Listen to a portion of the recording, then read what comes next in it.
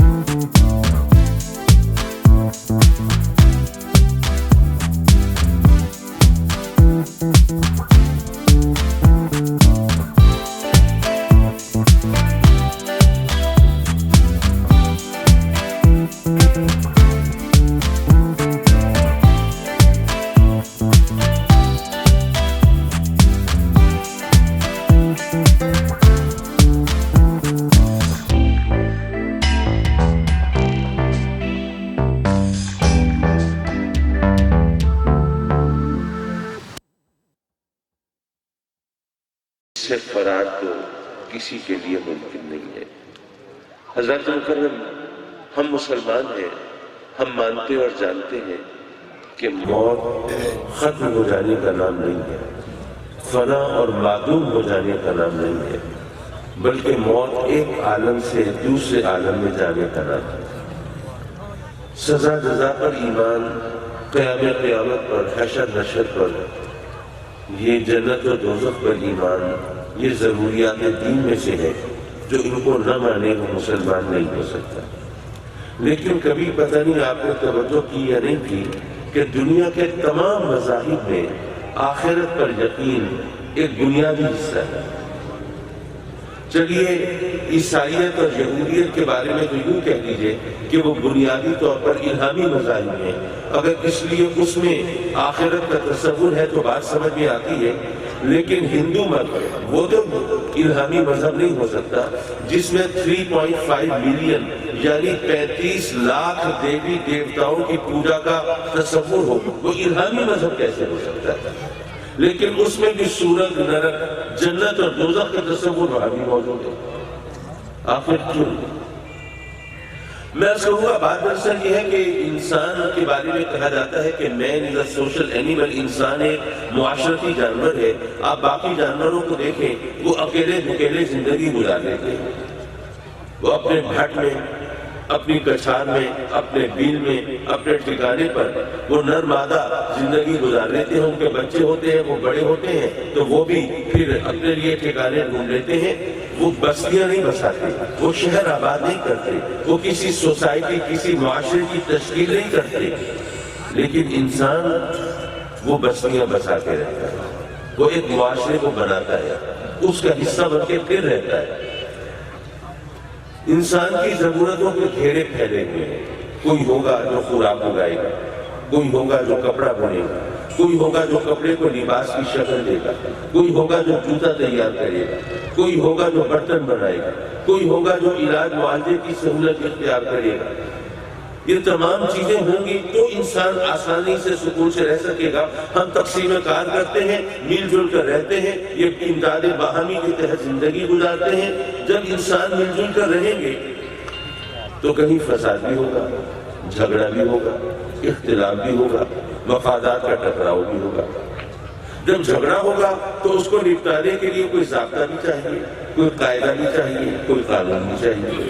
جب قاعدہ قانون ہوگا تو اس کے مطابق فیصلہ کرنے کے لیے کوئی عدالت بھی چاہیے، کوئی ادارہ بھی چاہیے۔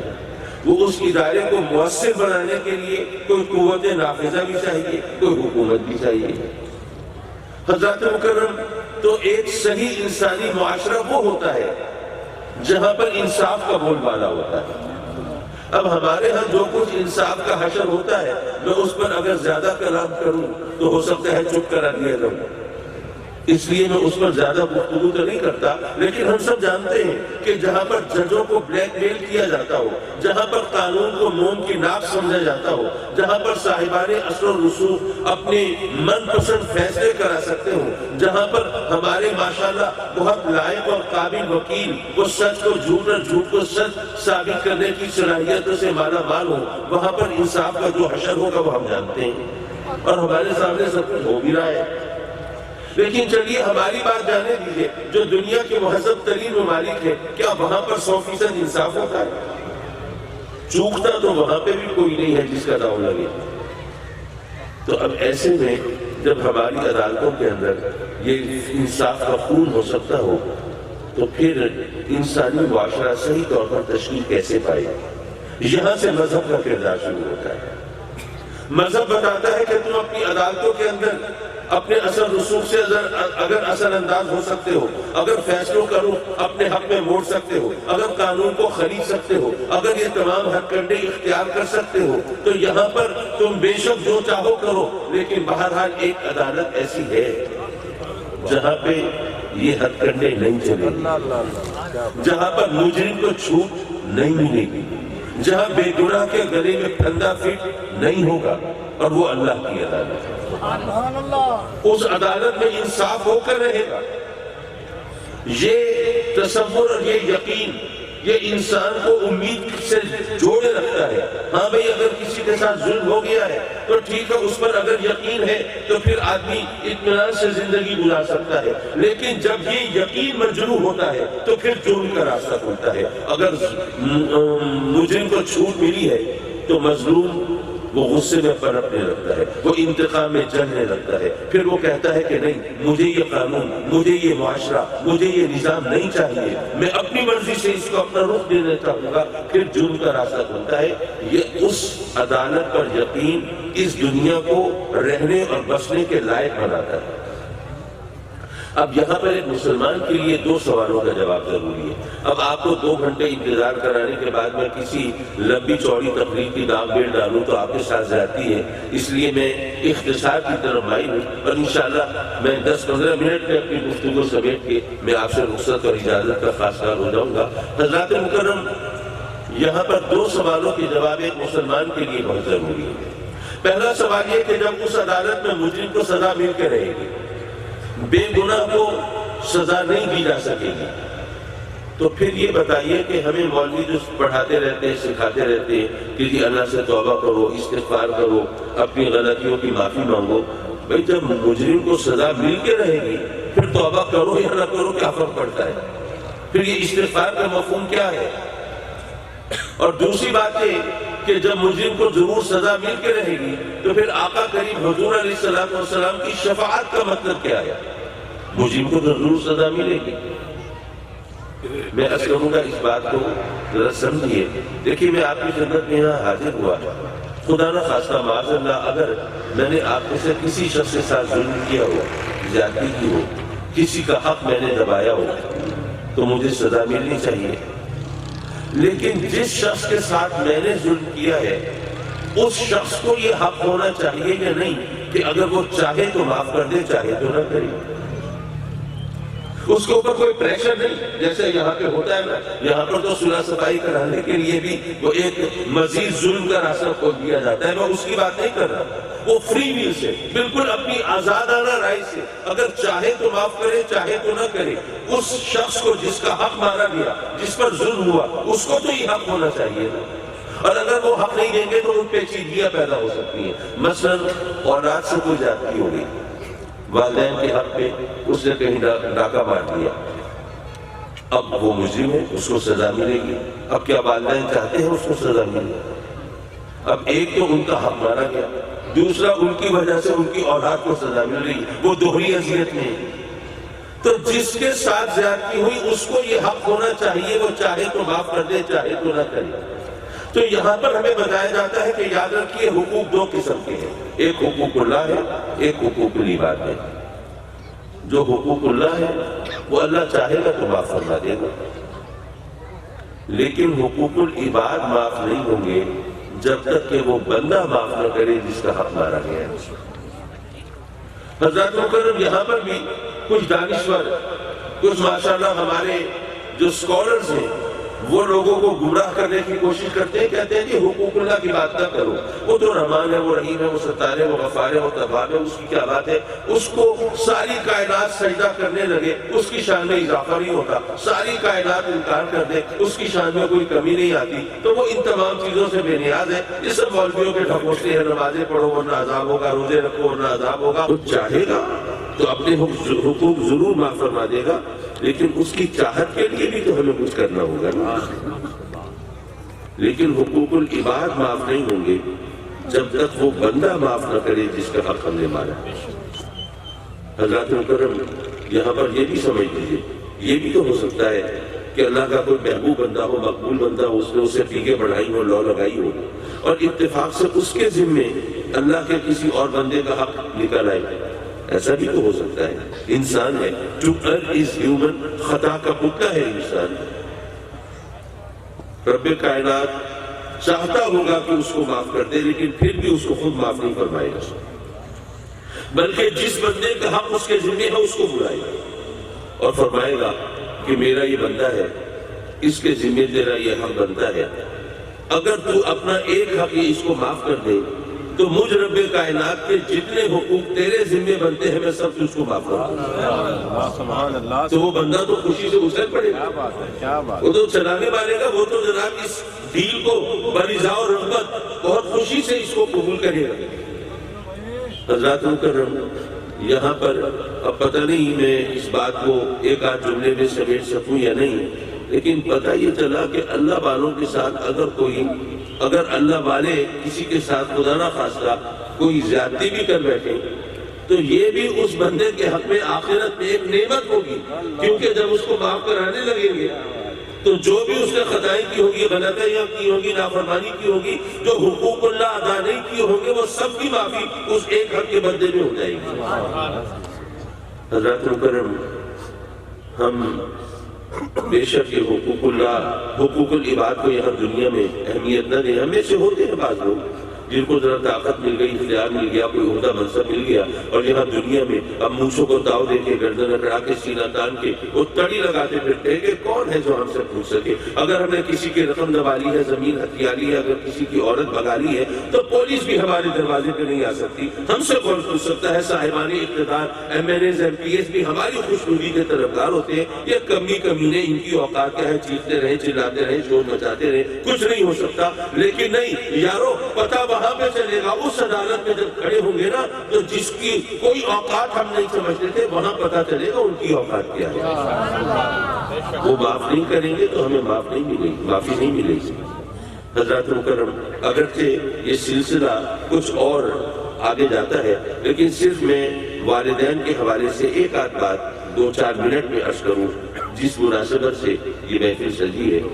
میلاد مصطفیٰ بھی ہے صحیح میں ان لوگوں کے صبر میں اتنا نہیں سمیٹ سکوں گا، پہلے بہت سمیٹ لیا۔ میلاد مصطفیٰ بھی ہے۔ اچھا ٹھیک ہے۔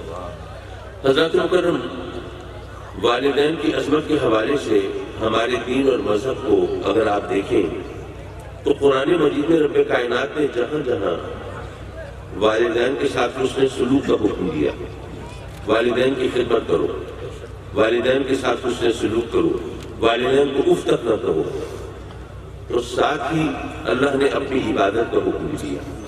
والدین کی خدمت کرو، اللہ کی عبادت کرو، ان کے ساتھ حسن سلوک کرو، احسان کرو، اللہ کی عبادت کرو۔ آخر والدین کی خدمت اور اللہ کی عبادت، ان میں قدر مشترک کیا ہے جو دونوں کا اکٹھا ذکر رب کائنات نے فرمایا؟ کوئی حکمت تو ہوگی۔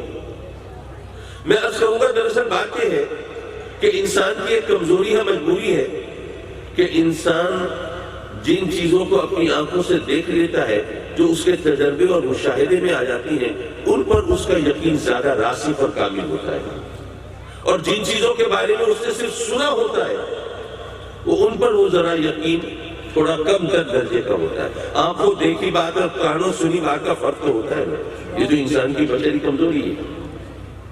اور رب کائنات نے گویا یہ فرمایا کہ اے میرے بندو، تمہارا خالق میں ہوں، تمہیں پیدا کرنے والا میں ہوں، لیکن یہ تم نے سنا ہے کہ تمہارا خالق میں ہوں، اور تمہارا تجربہ اور مشاہدہ یہ بتاتا ہے کہ بچے کی تخلیق والدین کے ذریعے عمل میں آتی ہے۔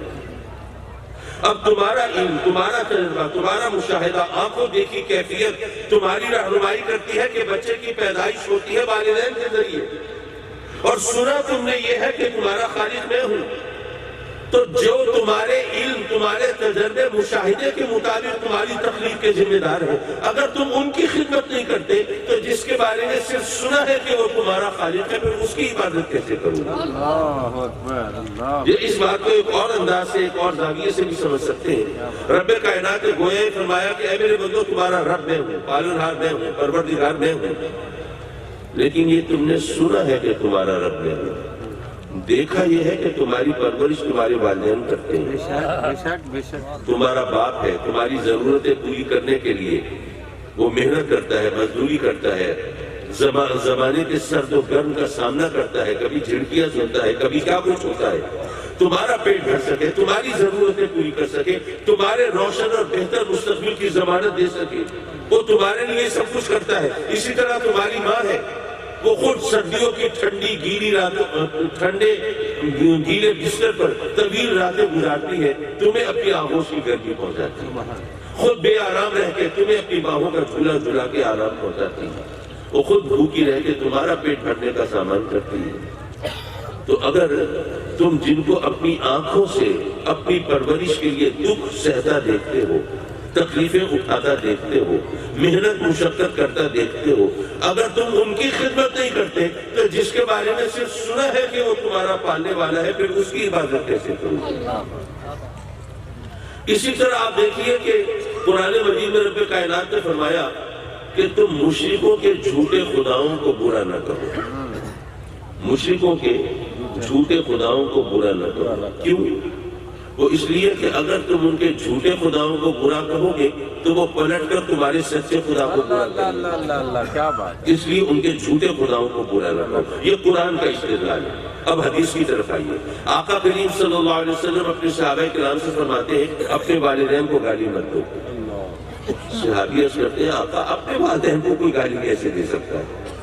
آقا کریم فرماتے ہیں کہ اگر تم دوسروں کے والدین کو گالی دو گے تو وہ پلٹ کر تمہارے والدین کو گالی دیں گے، تو تم دوسروں کے والدین کو گالی مت دو۔ اب ذرا دیکھیے یہ یکسانیت دیکھیے، یہ جو طرز استدلال ہے یہ قرآن کا اور حدیث کا، جو اللہ کے بارے میں انداز ہے وہی یہاں حدیث میں والدین کے بارے میں ہے۔ تو پتہ چلا کہ ہمارے مذہب نے والدین کو کتنی اہمیت دی ہے۔ قرآن مجید نے ہمیں کہا کہ اللہ کے لیے کوئی مثال مت لانا، کیونکہ تم جو بھی مثال لاؤ گے وہ تمہارے تجربے اور مشاہدے کے مطابق ہوگی، وہ تمہاری عقل، تمہاری سوچ، تمہاری فہم، تمہارے تصور کے مطابق ہوگی۔ تو اس لیے وہ جو رب ہے وہ تو تمہاری عقل و فہم سے بالاتر ہے، تو اس لیے اس کے لیے مثال مت لانا، یہ قرآن نے کہا۔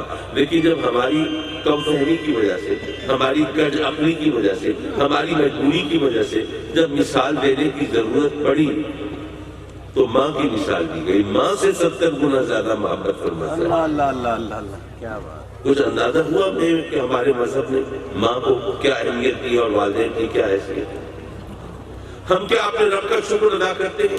اس نے ہمیں والدین کی محبت سے سرفراز فرمایا اور ہمیں ان کی خدمت کا موقع بھی عطا فرمایا. نہیں، ہم تو ہر وقت رب کی بارگاہ میں شکوہ و شکایتوں کے دفتر کھول کے بیٹھے رہتے ہیں. میں صرف آخر میں چند ایک نصیحتیں کر رہا ہوں اور ان نصیحتوں کے پس منظر میں انشاءاللہ پھر ہم دعا کے لیے ہاتھ اٹھاتے ہیں. ہمارا آج کل یہی طریقہ رہ گیا ہے کہ مولا ہم تیری بارگاہ میں جھکنے والے، تجھ سے رو لگانے والے، تیری بارگاہ میں تیرے محبوب کے نام کا کلمہ پڑھنے والے، تجھ سے پیگے بڑھانے والے، مولا ہم تو غربت کی چکی میں پس رہے ہیں، ترستی اور سسکتی ہوئی زندگی گزارتے ہیں. اور مولا وہ جو کافر ہے، مشرک ہے، مولا وہ جو فاسق ہے، فاجر ہے، بدکار ہے، گناہگار سیاہکار ہے، وہ جو سرکش ہے، باغی ہے، نافرمان ہے، مولا ان کو بڑا نوازا ہے، تو نے بڑا مال دیا ہے، بڑی دولت دی ہے، کس کرو فر سے، طرح سے، آن بان سے، شان و شوکت سے وہ زندگی بسر کرتے ہیں، چین کی بنسی بجاتے ہیں.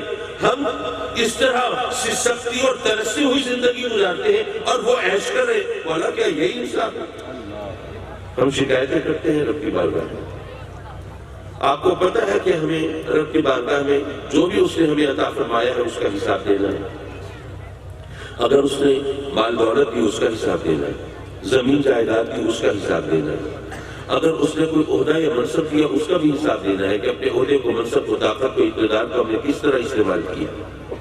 اگر اس نے ہمیں اولاد دی اس کا بھی حساب دینا ہے. اپنی اولاد کی پرورش کیسے کی تھی؟ رزق حلال پہ پالا تھا، انہیں ایک اچھا پکا سچا مسلمان بنایا تھا.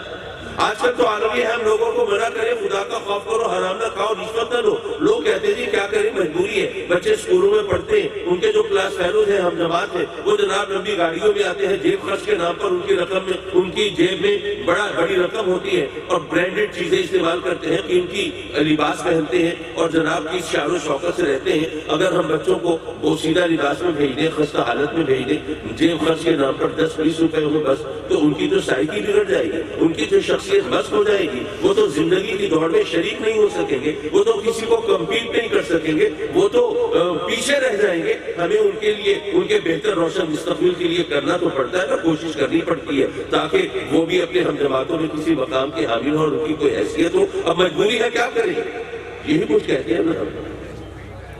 بے شک ہم بچوں کے نخرے اٹھا لیتے ہیں، ان کی فرمائشیں پوری کر لیتے ہیں، ان کی ناز برداری کر لیتے ہیں، لیکن کیا ہمیں نہیں معلوم کہ وہ جسم، وہ بدن جو لقمہ حرام پہ پلتا ہے وہ جہنم کا ایندھن بنتا ہے. ہم اپنے بچوں کے لاٹ کو اٹھا لیں، ان کی فرمائشیں تو پوری کر دیں، لیکن کیا بھول جاتے ہیں کہ اگر اس طرح ہم ان کو حرام کھلا رہے ہیں تو گویا اپنے ہاتھوں سے ان بچوں کو جہنم میں دھکیل رہے ہیں. معاف کیجیے، بات پوری کر گئی. میں یہ عرض کر رہا تھا کہ ہمیں ہر چیز کا حساب دینا ہے. تو فرض کیجئے میں آپ میں سے 2 افراد کو زحمت دوں، ایک کو 100 روپے دوں اور دوسرے کو 10 لاکھ روپے دوں، اور 2-4 ہفتوں کے بعد پھر دونوں کو بلاؤں.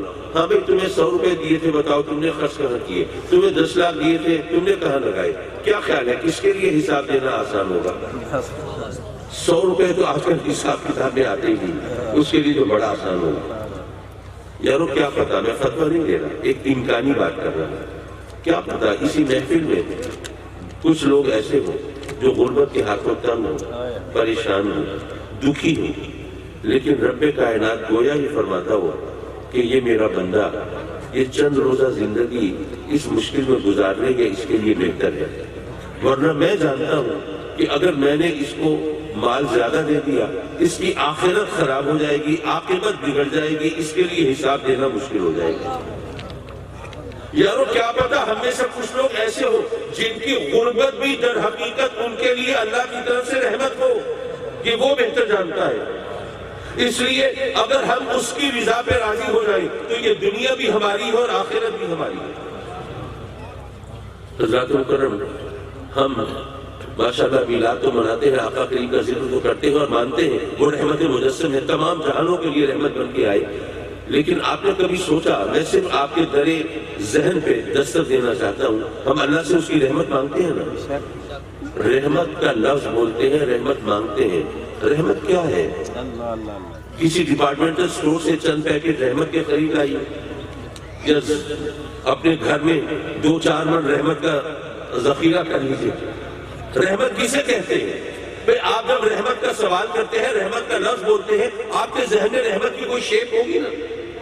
رحمت مانگ کے ہم کیا سوال کرتے ہیں، کیا مانگتے ہیں؟ مال، دولت، زمین، جائیداد، عہدہ، منصب، طاقت، اقتدار، اختیار، گھر والی، صحت، عافیت، اولاد، نام و نمود، شہرت، یہی کچھ مانگتے ہیں نا. جتنی میں ایکسیپشنز آر ایوریویئر، بے شک بہت سے لوگ ایسے ہوں گے جو اللہ سے رحمت کے حوالے سے اور بہت کچھ مانگتے ہوں گے، لیکن 99% لوگ یہی کچھ مانگتے ہیں. میں تو میجورٹی کی بات کر رہا ہوں، اکثریت کی بات کر رہا ہوں. یارو ہم اللہ کی رحمت مانگ کے جو کچھ بھی ہم نے سوال کیا وہ اس دنیا سے متعلق ہے، جہاں پہ ہمیں زیادہ سے زیادہ 100 سال رہنا ہے، اور جہاں ہمیں ہمیشہ رہنا ہے اس کے لیے ہمیں کچھ بھی نہیں مانگا. یہ ہمیں سوچنا ہے رحمت کہتے کسے ہیں. اور آپ سوچئے ہم جو رحمت کہہ کے جو کچھ مانگتے ہیں، جس ہستی کو مجسم رحمت مانتے ہیں، ان کی زندگی میں ذرا نظر ڈالیے. اگر رحمت یہی کچھ ہے تو مجسم رحمت کا دامن تو معاذاللہ بھی رحمت سے خالی ہے. انہوں نے کس فقر و فاقہ کشی کی زندگی گزاری ہے، انہوں نے کس انداز سے ہمیں سبق دیا ہے. آپ نے کبھی سوچا وہ رحمت مجسم کھجور کی چٹائی پر آرام فرما رہے، پیبندگے کپڑے زیب تن فرما رہے، وہ اپنی نالین پاک کو خود مرمت فرما رہے، غربت اور فاقہ کشی کی زندگی اختیار فرما رہے، جو کی روکی سوکھی پر گزارا فرما رہے. وہ بھی میسر نہیں آئی تو شکم مبارک پہ پتھر مار رہے. آخر کیوں؟ کیا ان کی کوئی مجبوری تھی؟ نہیں، ہماری تربیت کے لیے ہمیں سبق دیا. اے میرے غلاموں، اے میرے امتیوں، اگر میں چاہوں تو میرے دشمنوں کو پہاڑوں میں پیس کر ہلاک کیا جا سکتا ہے، لیکن تمہیں تو دشمنوں سے پالا پڑے گا نا، زخم بھی لگیں گے، خون بھی بہے گا. تو چلو میں خود بھی لہو لہان ہو کے دکھا دیتا ہوں، تاکہ جب کبھی تمہیں زخم لگے تو تم رب کی بارگاہ میں شکوہ نہ کرو، بلکہ تمہارے سامنے میری مثال ہو. اگر میں چاہوں تو جنت کی نعمتیں میرے دسترخوان پہ رہیں، لیکن تمہیں تو کبھی فاقہ بھی کرنا پڑے گا، روکھی سوکھی پہ بھی گزارا کرنا پڑے گا. چلو میں بھی جو کی روٹی پہ گزارا کر کے دکھا دیتا ہوں، اور اپنے شکم مبارک پہ پتھر باندھ کر بھی دکھا دیتا ہوں. کبھی تمہیں فاقہ کرنا پڑے تو شکوہ نہ کرنا، میری مثال سامنے رکھنا. اے میرے غلاموں، اگر میں چاہوں تو احد کا پہاڑ سونے کا بن کے میرے ساتھ ساتھ چلے اور دنیا جہان کے خزانے میری ٹھوکروں میں رہے، لیکن تمہیں تو غربت اور فاقہ کشی سے بھی واسطہ پڑے گا نا. تو چلو میں بھی اپنی لاڈلی شہزادی کو پیبندگی چادر میں گھر سے رخصت کر کے دکھا دوں. میرے آقا کریم نے جو انداز حیات اپنایا وہ ہماری خاطر، ہماری تربیت کے لیے، کہ ہم نے اس سے سبق سیکھا ہے. ہمارے علاقے میں اگر وزیر اعظم یا وزیر اعلیٰ آ جائے اور صرف ہمارے مسائل حل کرنے کے لیے، ہماری مشکلات کو آسان کرنے کے لیے، ہمارے زخموں پہ مرہم رکھنے کے لیے اگر وہ 10-15 منٹ موسم کی سختی برداشت کر لے، مثلا سخت گرمی کا موسم ہو، دوپہر کا وقت ہو، سورج آگ برساتا ہو، زمین تپتی اور جھلستی ہو، اور وہ جناب 10-15 منٹ دھوپ میں کھڑا رہے، پسینے میں نہا جائے ہماری خاطر، تو ہم تو زندگی بھر اس کے گن گاتے رہیں گے. لیکن کبھی سوچا کہ وزیر اعلیٰ وزیر اعظم کی اوقات کیا ہے؟ وہ ہستی جس کی خاطر رب کائنات نے بساط ہستی بچھائی، نگار خانہ قدرت سجایا ہے، یہ تمام کائنات بنائی ہے، وہ اس ہستی نے 10-15 منٹ نہیں، ہفتے 2 ہفتے نہیں، مہینے 2 مہینے نہیں، ساری زندگی ہماری خاطر کس انداز سے گزاری ہے. کیا ہم نے اس کا احساس کیا؟ لیکن ہم نعرے بہت لگاتے ہیں، باتیں بہت بناتے ہیں.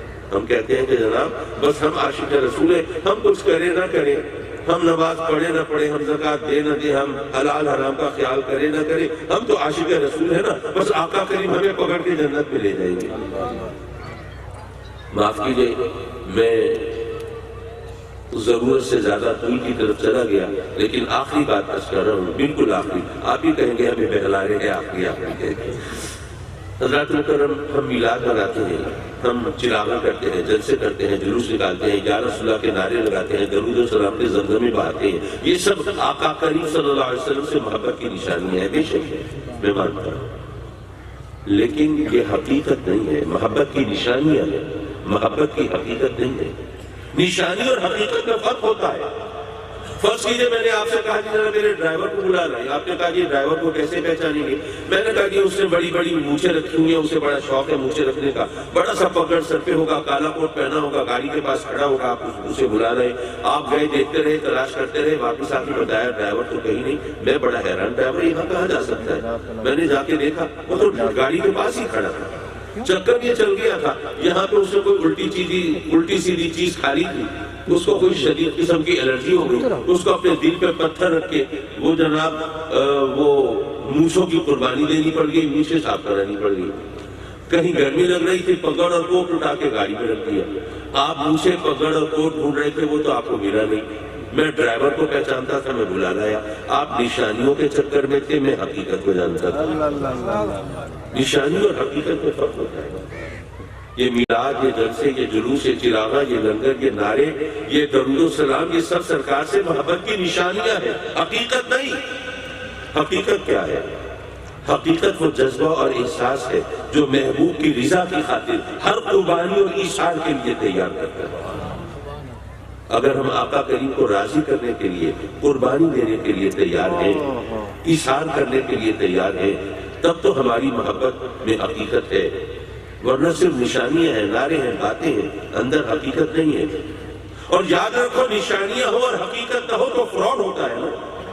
آپ جا رہے ہو کہیں دیہات کے اندر سنسان راستے پر، آگے جناب بیریئر لگا ہوا ہے ٹریفک روکنے کا، جناب چیک پوسٹ، تھانہ، پولیس، فلاں فلاں، آپ نے دیکھا کہ جناب آگے سے پولیس والے آ رہے ہیں، آپ رک گئے، پولیس والوں کو دیکھا، یونیفارم بھی ہے، بیج بھی لگے ہوئے، نشانیاں پوری ہیں، وہ آپ کے پاس آئے، آپ کو پکڑ کے ہاتھ پاؤں باندھے، موبائل نکالا، کرنسی لی، موٹر سائیکل لے کے بھاگ گئے، پتہ چلا وہ تو پولیس کی وردی میں ڈاکو تھے۔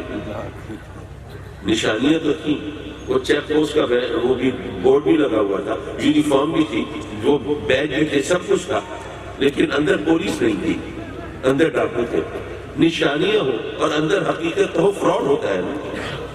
جلسے بھی ہو، جلوس بھی ہو، نعرے بھی ہو، درود و سلام کے زمزمے بھی ہو، یا رسول اللہ کی گونج بھی ہو، اور جناب لنگر بھی چلائے جا رہے ہو، لیکن آقا کریم کی خوشنودی کی خاطر ہم قربانی دینے کے لیے تیار نہ ہو۔ نماز پڑھنے سے سرکار راضی ہوتے ہیں، چھوڑنے سے ناراض ہوتے ہیں، ہمیں پتہ ہے، لیکن کبھی سردی آڑے آ جائے، کبھی گرمی راستہ روک لے۔ ہمیں پتہ ہے زکوٰۃ دینے سے سرکار راضی ہوں گے، نہیں دیں گے تو ناراض ہوں گے، لیکن زکوٰۃ کے حوالے سے بھی کبھی ڈنڈی مار دیتے ہیں، بلکہ اکثر ڈنڈا مار دیتے ہیں۔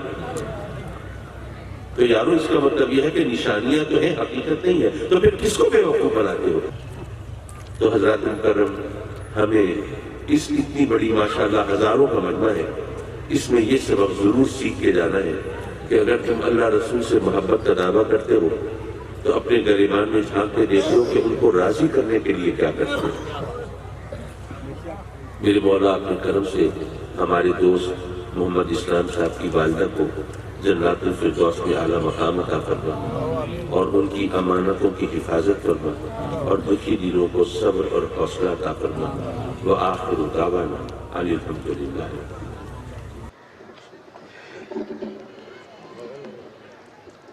درود و سلام کے لیے سب احباب کھڑے ہو جائیں، آقا کی بارگاہ میں درود و سلام کا نذرانہ پیش کریں گے۔ یا نبی سلام علیکہ، یا رسول سلام علیکہ، یا حبیب سلام علیکہ، صلوات اللہ علیکہ،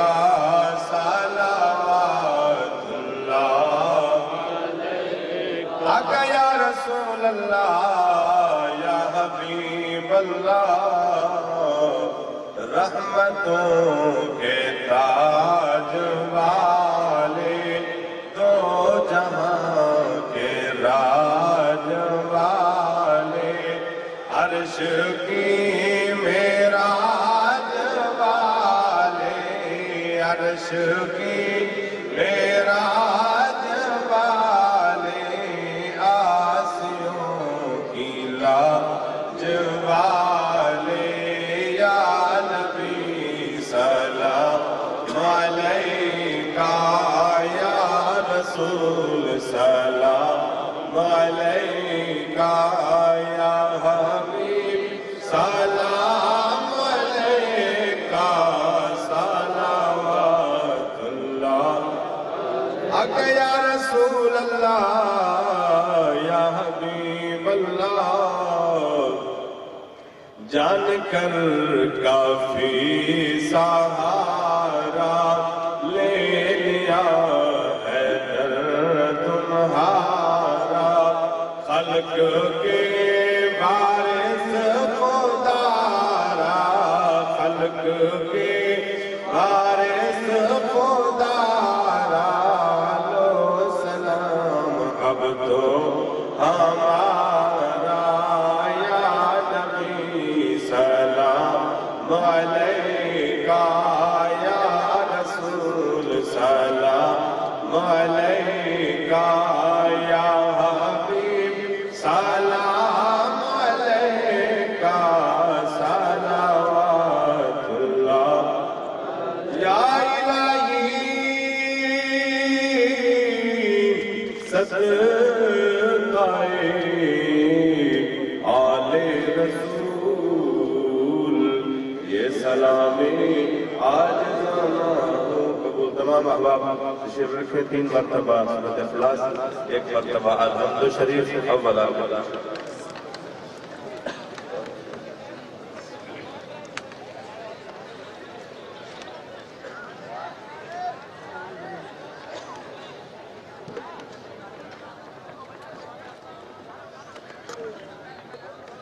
أعوذ بالله من الشيطان الرجيم بسم الله الرحمن الرحيم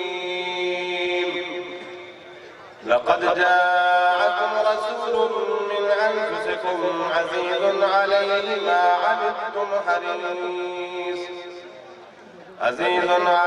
ما عنتم حريص عليكم بالمؤمنين رؤوف رحيم فإن تولوا فقل حسبي الله لا إله إلا هو عليه توكلت وهو رب العرش العظيم بسم الله الرحمن الرحيم قل يا أيها الكافرون لا أعبد ما تعبدون ولا أنتم عابدون ما أعبد ولا أنا عابد ما عبدتم ولا أنتم عابدون ما أعبد لكم دينكم ولي دين بسم الله الرحمن الرحيم قل هو الله أحد الله الصمد لم يلد ولم يولد ولم يكن له كفوا أحد بسم الله الرحمن الرحيم قل هو الله أحد الله الصمد لم يلد ولم يولد ولم يكن له كفوا أحد بسم الله الرحمن الرحيم قل هو الله أحد الله الصمد لم يلد ولم يولد ولم يكن له كفوا أحد بسم الله الرحمن الرحيم قل أعوذ برب الفلق من شر ما خلق ومن شر غاسق إذا وقب ومن شر النفاثات في العقد ومن شر حاسد إذا حسد بسم الله الرحمن الرحيم قل أعوذ برب الناس ملك الناس إله الناس من شر الوسواس الخناس الذي يوسوس في صدور الناس من الجنة والناس الله أكبر بسم الله الرحمن الرحيم الحمد لله رب العالمين الرحمن الرحيم مالك يوم الدين إياك نعبد وإياك نستعين اهدنا الصراط المستقيم صراط الذين أنعمت عليهم المغضوب عليهم ولا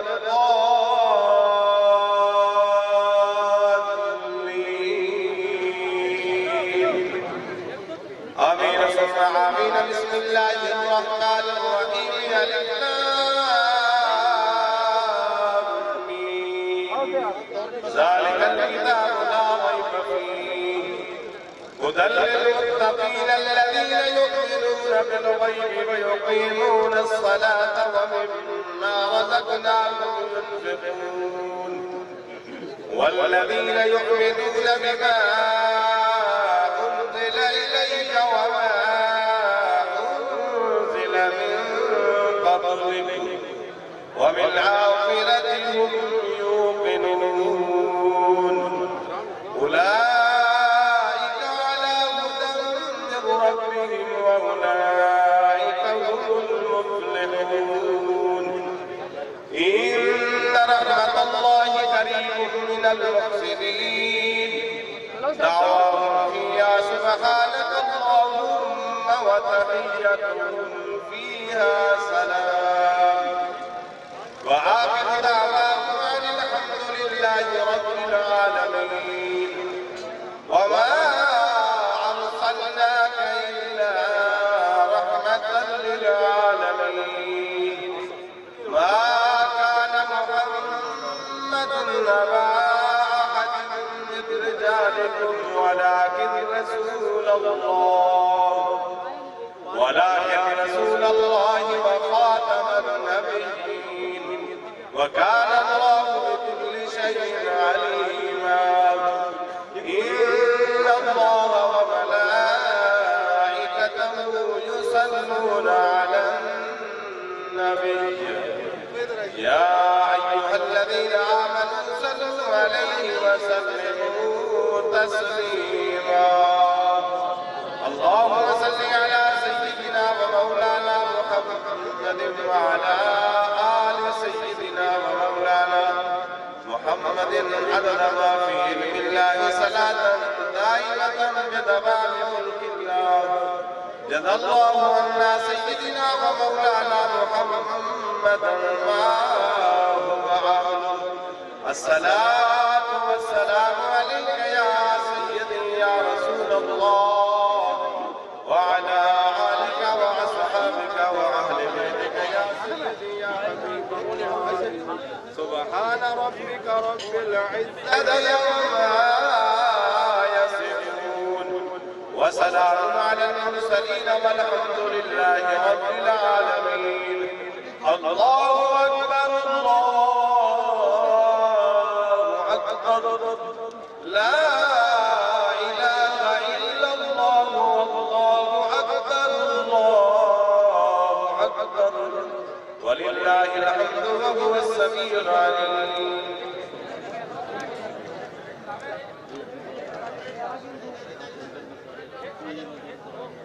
دعا تو پہلے جناب عزت مآب چودھری محمد اسلام صاحب طرف جملہ انہوں نے بھائیاں دے طرف جتنے احباب تشریف بھیجے ہوئے سب دا چودھری صاحب شکریہ ادا کریں معذرت کریں دے بڑھنے کی تاخیر تھی گئی ان کی ایک دفعہ نہیں کہ اللہ حضور سجادہ صاحب دے معافی چودھری صاحب معذرت کریں دے تمام احباب نبی حد شکریہ آپ دعا فرمائے سے محبت میں لا دیجئے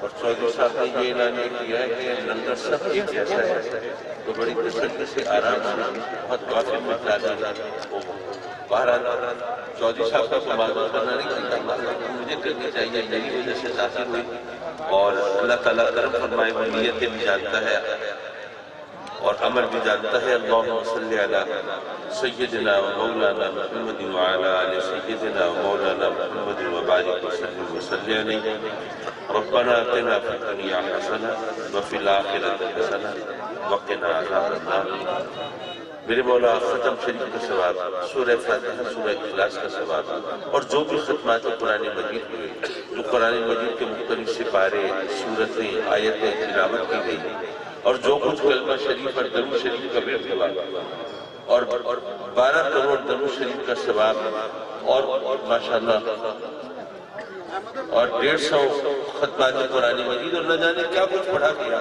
ماشاءاللہ، اس سب کا ثواب اور مولا جو تیرے مختلف نام پکارے گئے اور جو کچھ نام کا لنگر کا تبرک کا اہتمام کیا گیا، اس سب کا ثواب عقائد جہاں سرور کائنات نور مجسم صلی اللہ علیہ وآلہ وسلم کی بارگاہ اقدس میں، بارگاہ عظمت میں، بارگاہ رحمت میں پہنچے اور آپ کے وسیلہ جلیلہ سے انبیاء کرام علیہ السلام کی مقدس ترین معظم ترین بارگاہوں میں اس کا ثواب پہنچے اور خلفائے راشدین کی، صحابہ کرام کی، پنجتن پاک کی، اہل بیت اطہار کی، اطرت پاک کی، ازواج مطہرات کی بارگاہوں میں اس کا ثواب پہنچے اور تابعین، تبع تابعین، اغواث، اقطاب، ابدال، منجبہ، نقبہ، اولیاء اور جمیع ائمہ مجتہدین کی بارگاہوں میں اس کا ثواب پہنچے اور مولا کریم ہم سب کے اسلاف کرام، اجداد کرام اور ہم سب کے مشائخ طریقت کی بارگاہوں میں اس کا ثواب پہنچے اور جو بھی ہمارے عزیز اقربا، ہمارے دوست احباب دنیا سے پردہ کر گئے، ان سب کی ارواح کو اس کا ثواب پہنچے اور بالخصوص ہمارے محترم جناب چودھری محمد اسلام ثانی صاحب، ڈاکٹر محمد اکرام چودھری صاحب، چودھری محمد سلیم نمبردار صاحب، ڈاکٹر محمد شیخ صاحب اور یہ ان سب کی والدہ محترمہ جو دنیا سے پردہ کر گئی، مولا ان کی روح پرسکون کو اس کا ثواب پہنچے اور تمام سوگواروں کو صبر عطا فرما، دکھی دلوں کو سکون عطا فرما، یہ بھاری غم ہے اس کو ہلکا کر دے، اپنے کرم سے میرے مولا آئندہ غموں اور دکھوں سے محفوظ فرما۔ میرے مولا تیری بارگاہ میں ہم سب سوالی ہیں، جھولیاں پھیلائے تیری رحمتوں کے طلبگار ہیں، یہ اس مجمع کے اندر نہ جانے کتنے تیرے ایسے بندے ہیں جن کی آمین کے صدقے میں ہماری دعائیں قبول ہو سکتی ہیں، تو مولا اپنے کرم سے بیماروں کو صحت دے دے، شفائے کاملہ دے دے، بیماریوں کو ہمارے گھروں سے دفع کر دے، ہمیں بہت سے اہل خانہ ہمارے بیمار ہیں، ان سب کو شفائے کاملہ عطا فرما۔ میرے مولا تندرستی سے نجات دے، اپنے سوا کسی کی محتاجی سے بچا، ہماری فصلوں کو نقصان سے بچا، ہمارے کاروبار کو گھاٹے سے بچا اور روزی رزق کا جو بھی بہانہ تو نے ہمارے لیے بنایا ہے وہ ہمارے لیے نفع بخش بنا دے۔ میرے مولا کچھ تیرے بندے قرضے کے بوجھ تیرے دبے ہیں اور ادائیگی کی کوئی صورت نظر نہیں آتی اور عجیب زمانہ آیا ہے میرے مولا، پہلے جنہوں نے قرضہ دینا ہوتا تھا بس وہ پریشان ہوتے تھے، پر آج تو جن لوگوں نے قرضہ لینا ہوتا ہے وہ زیادہ پریشان ہوتے ہیں۔ مولا یہ قرضہ لینے دینے والوں کی پریشانی دور فرما دے اور ادائیگی کے لیے غیر سے کوئی بہانہ پیدا فرما دے۔ مولا کریم تیرے کچھ بندے وہ ہیں جو نہ جانے کب سے آنسو بہا کے، جھولیاں پھیلا کے تیری بارگاہ میں اولاد کے لیے التجائی کرتے ہیں، اپنے کرم سے ان کی جھولیاں بھر دے، ان کی جائز اولاد پوری فرما دے، انہیں نیک صالح اولاد عطا فرما دے اور جن کو تو نے اپنے کرم سے اولاد دی ہے مولا انہیں اولاد کی خوشی دکھا، اولاد کا سکھ عطا فرما، ہمارے بچوں کو ہمارے لیے عزت اور راحت کا سبب بنا دے۔ مولا کریم بہت سے گھروں میں آج کل یہ بہت شدید مشکل ہے، بہت سے گھروں میں جوان بچیاں بیٹھی ہیں، رشتوں کا کال ہے، میرے مولا تو سب کا بھرم رکھنے والا، سب کی شرم رکھنے والا، اپنے کرم سے ہمارے بچوں بچیوں کو اپنے اپنے گھروں میں آباد فرما دے اور تیری رحمتوں کی چھاؤں میں پھلے پھولے اور انہیں خوش دیکھیے، ہم بھی تیری رحمتوں کی گن گائیں میرے مولا۔ یہ بوجھ بھی تو نے اپنے کرم سے ہمارے کندھوں پہ ڈالا ہے تو اپنے فضل سے حسن و خوبی سے وہ گوش بھی کرا دے۔ میرے مولا ہمیں اپنے سجدوں کی عزت دے دے، اپنی عبادت کا ذوق دے دے، اپنے احکام کی تعمیل کی توفیق دے دے، اپنی اور اپنے محبوب کی سچی محبت عطا فرما۔ مجمع کثیر ہے، دل کی گہرائی سے دعا کریں مولا ہمارے وطن کی حفاظت فرما، پاکستان کو اندرونی بیرونی دشمنوں سے نجات عطا فرما، پاکستان کو اسلام کا قلعہ بنا، میرے مولا ہمارے حکام کو اپنے سلیم دے دے، عوام کو شعور عطا فرما اور جو فرانس کے صدر نے جو زہر بولا ہے مولا ہمیں اس کے برے اثرات سے بھی محفوظ فرما اور ہم سب جانتے ہیں کہ اس کا واحد حل امت مسلمہ کے حکمرانوں کا اتحاد ہے۔ میرے مولا ہمارے دشمن ہمیں ختم کرنے کے لیے متحد ہو گئے، ہم جان بچانے کے لیے متحد نہیں ہو پا رہے، ہمیں عقل و شعور عطا فرما، ہمیں دوست دشمن کی پہچان عطا فرما، اپنے کرم سے اپنے حبیب کے صدقے میں ہمیں صحیح فیصلے کرنے کی توفیق عطا فرما۔ میرے مولا تجھ پر کسی کا زور نہیں چلتا، محض اپنے کرم سے ہماری دعاؤں کو مقبول و منظور فرما، مقبول و منظور فرما۔ اور دعا کریں جن کے والدین حیات ہیں اللہ ان کو عمروں میں برکت عطا فرمائے، وہ تو تیری رحمت کا سایہ ہے، ان کو دادر سلامت، سب بیماروں کو سکھی صحت دے، شفاء کاملہ دے۔ آمین آمین آمین یا رب العالمین۔ وصلی اللہ تعالی علی خیر خلقہ ونور عرشہ محمد وآلہ وصحبہ اجمعین آمین برحمتک یا ارحم الراحمین لا الہ الا اللہ۔